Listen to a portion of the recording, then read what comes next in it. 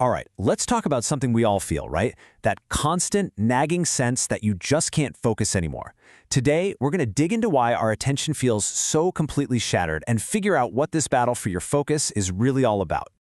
You know the feeling? You've got a huge project, the deadline is staring you down, and yet, there you are, 2 hours deep in a YouTube rabbit hole, watching videos about something completely random. And you beat yourself up, right?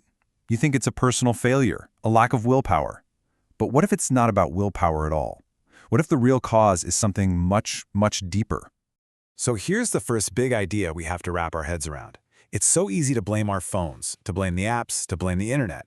But researchers who study this stuff say the technology isn't actually the root of the problem. It's just the escape hatch. The real starting point is what they call an internal trigger, that uncomfortable feeling inside us that makes us want to escape in the first place. Okay, so let's start right there, by looking inward. Because before we can even begin to deal with the technology, we have to understand that powerful, nagging urge that sends us scrolling when we know we should be doing something else. These right here, these are the real culprits. Think about it. When you're facing a difficult task, it's that little whisper of anxiety, that fear of, what if I can't do this? And when you're just sitting around between tasks, it's that feeling of boredom, maybe a little loneliness, or even just a vague sense of emptiness. These are the uncomfortable feelings, the internal triggers. Scrolling offers a super easy, instant, but very temporary relief. And this reframes the whole problem, you see. It means that time management isn't really about managing your time. It's about learning how to manage your own discomfort. And get this is not a new problem. The philosopher Blaise Pascal wrote this all the way back in the 1600s. And if you think he was exaggerating, a recent study found that people would literally, and I mean literally, rather give themselves mild electric shocks than have to sit alone with their own thoughts for just 15 minutes. It just goes to show you, this desire to escape our own minds is a deeply human thing.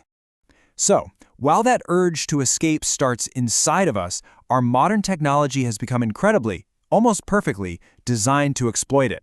So let's dive into how our own brain chemistry gets hijacked in this process. We hear the word dopamine thrown around all the time, usually as the pleasure chemical. But it turns out that's a pretty big misunderstanding. Neuroscience actually shows that dopamine isn't really about the experience of pleasure, or what scientists call liking. Its main job is to drive motivation and anticipation. It's the chemical of wanting. It's the thing that makes you seek out a reward. And this is where it gets really powerful. Social media apps are designed exactly like a digital slot machine. Every single time you pull down to refresh your feed, you're pulling the lever.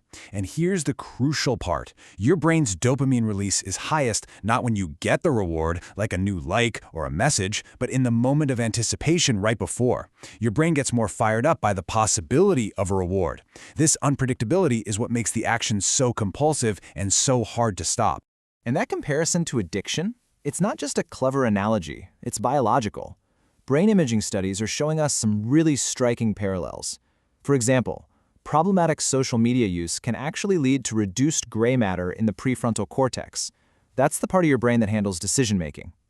We see similar changes in substance use disorders and gambling disorders. To your brain, the little ping of a notification can trigger a craving that's just as powerful as a gambling cue is for a gambler. So it's not just our internal feelings or our brain chemistry. There's a third layer here. The digital world we live in is intentionally and very cleverly designed to grab and hold our attention. Let me introduce you to this fascinating design concept called horror vacui. It's Latin, and it literally means fear of emptiness. For centuries, filling every single inch of a painting or a room with stuff was a sign of wealth and power. More was more. But today, that same visual language means something completely different. Just think about it. When you see a flyer for a discount store, it's totally crammed with products and bright, flashy prices. That's horror vacui. And your brain subconsciously reads that as bargain or mass market. But now think about the website for a luxury brand. What do you see? You see a lot of clean, empty space, what designers call white space. And your brain reads that as luxury, classy, sophisticated. Our digital environments are constantly using these design tricks to shape how we feel and behave, usually without us ever noticing. Okay, time for a little plot twist.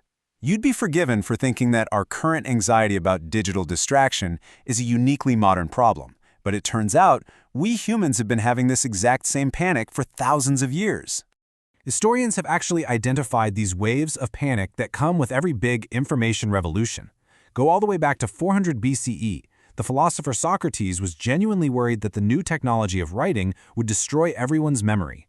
Then in the 1400s, the printing press comes along, and the elites panicked that they would lose control over information.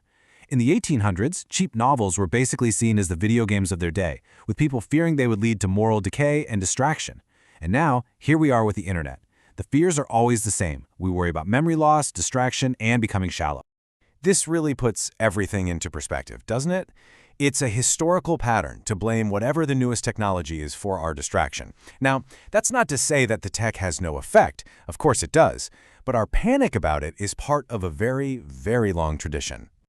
So, if we've got our internal triggers, our brain chemistry, and manipulative design all working against us, it can feel a little hopeless, but it's not. The crucial point is, what can we actually do about it? So let's get into some real solutions.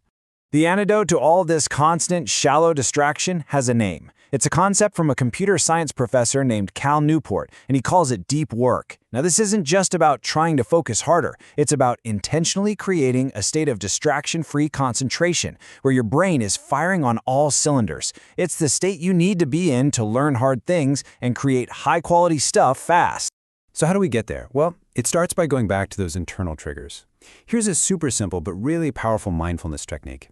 The next time you feel that urge, that pull to check your phone or open a new tab, don't just fight it. Pause and get curious. Ask yourself, what am I actually feeling right now? Name it. Boredom, anxiety, whatever it is, no judgment. Then just take a breath or two. That tiny little act of awareness can be enough to break the reactive cycle and let you get back to what you were doing. Once you start to manage those triggers, you can build a structure for deep work into your life. And the great thing is, there's no single right way to do it. You can choose a philosophy that fits you. The rhythmic approach is great if you have a consistent schedule. You just block out the same time every day. If your schedule is chaotic, you can try the journalistic method and just squeeze in deep work whenever you find a free block of time.